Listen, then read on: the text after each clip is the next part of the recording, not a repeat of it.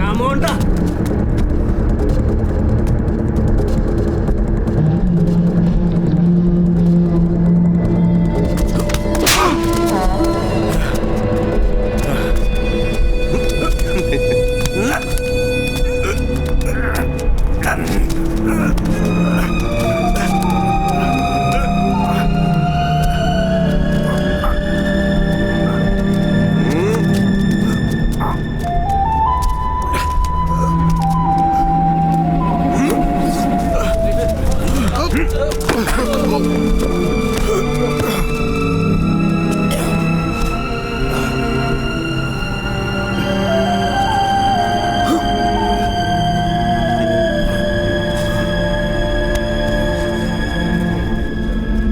അതേ, ഇടിച്ചെന്ന് ജയിച്ചില്ലേ, ഇനി മതിയാക്കിക്കോ.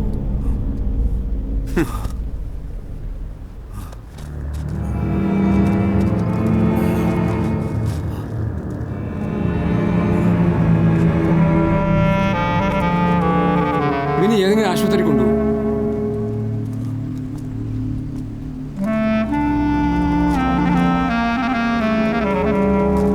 ആരെങ്കിലും കുറച്ച് വെള്ളം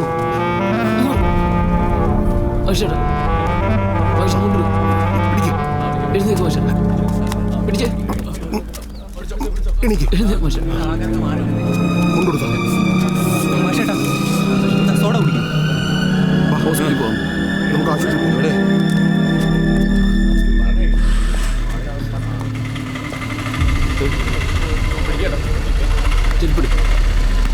ശരി പോവാം.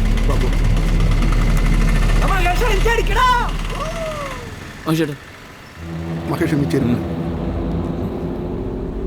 എന്നെ എൻ്റെ കവലയിലിട്ട് തല്ലിയവൻ ആരായാലും അവനെ തിരിച്ചല്ലാതെ മഹേഷ് ബാബുനെ ഇനി ചെരുപ്പിടുകയല്ല.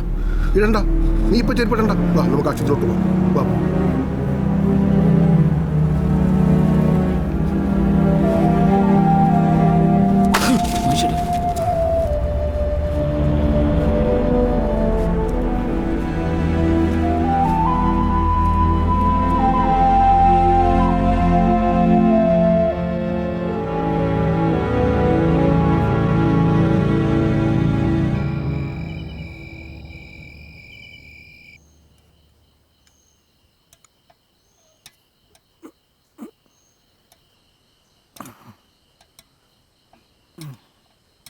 എന്നാടാ ഇവിടെ ആരെങ്കിലും ചത്തോ?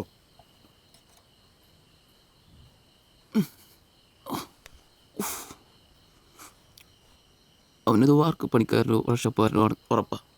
ആരായാലും എന്നാ ചവക്കാൻ പറ്റണില്ല. നീ പേടിക്കണ്ടടാ മഹേഷ്. മുഖത്ത് 2 ആഴ്ച രക്തചന്ദനം അരച്ച് പുരട്ടിയാൽ മതി. നീ വീണ്ടും നമ്മുടെ ജോസ് കെ മണിയെ പോലെയാവും. ആണുങ്ങളായാൽ കൊള്ളും കൊടുക്കും. ഇനി നീ പ്രശ്നത്തിനൊന്നും പോകണ്ട കേട്ടാ. കേള് കേസ്. എന്നെ പെറ്റിട്ട് പോകുന്നതിൽ ബേബിച്ചേട്ടനറിയാലോ. മഹേഷ് ഇന്ന് വരെ സ്കൂളിലോ ട്യൂഷൻ ക്ലാസ്സിലോ കടയിലോ നാട്ടിലോ എന്തെങ്കിലും പ്രശ്നം ഉണ്ടാക്കി എൻ്റെ ശബ്ദം ഒന്നും ഉയർന്ന് ബേബിച്ചേട്ടൻ കേട്ടിട്ടുണ്ടോ? ഒരിക്കലുമില്ല. നല്ലിട്ടി മഹേഷ് അവന് തിരിച്ചു കൊടുത്തിരിക്കും.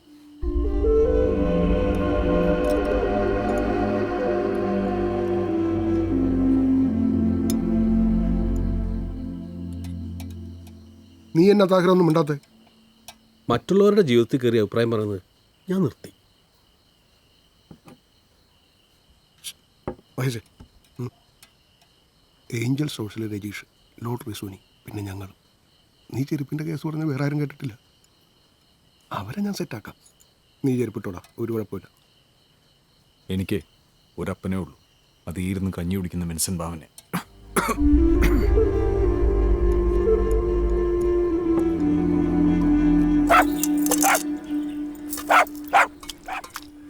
വരുന്നടാ.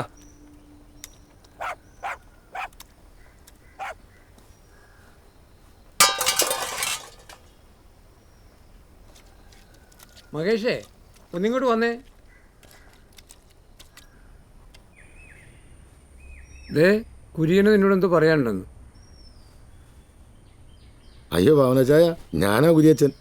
ഇവൻ കുഞ്ഞുവൻ, സൗമ്യയുടെ പപ്പ. മോത്തന്നാണിച്ചാ. ഒന്നുമില്ല. ഒന്നുമില്ലേ? എന്നാ കാര്യം? ചേട്ടായി പറ. നീ പറഞ്ഞാ മതി. നീയും സൗമ്യയും തമ്മിലുള്ള കണക്ഷൻസ് ഈ നാട്ടുകാർക്ക് അറിയാവുന്ന പോലെ എനിക്കും അറിയാവുന്ന ഒരു കാര്യമാണ്. എൻ്റെ മനെ എനിക്ക് തന്നെ ചെറുപ്പത്തിലോട്ട് അറിയാവുന്നൊരു പയ്യന്. അവൾക്കിപ്പോൾ നല്ല ഒരു ആലോചന ഒത്തുവന്നിട്ടുണ്ട്. ഇവൻ്റെ കൂടെ ജീവിക്കുള്ളൂ എന്നും പറഞ്ഞാൽ അവൾ നടന്നിരുന്നത്. ഇപ്പോൾ അവൾക്കൊരു വെളിവുണ്ടായിട്ടുണ്ട്. ഒരു കാര്യം ചെയ്യ്, നീ സൗമ്യമായിട്ടൊന്ന് സംസാരിക്കേ, എന്നിട്ട് നിങ്ങൾ രണ്ടുപേരും ഒരു തീരുമാനത്തിലെത്താം.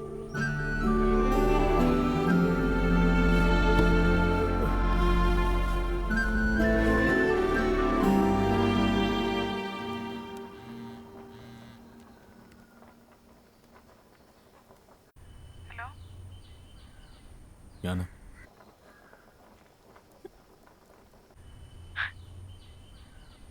ഹലോ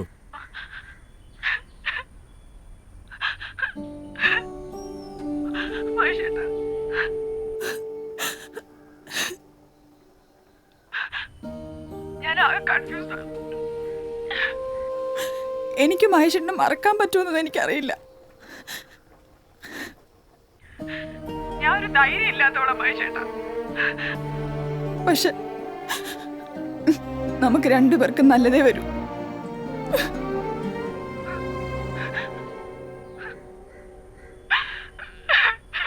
നൈസായിട്ടങ്ങ് ഒഴിവാക്കി കളഞ്ഞല്ലേ.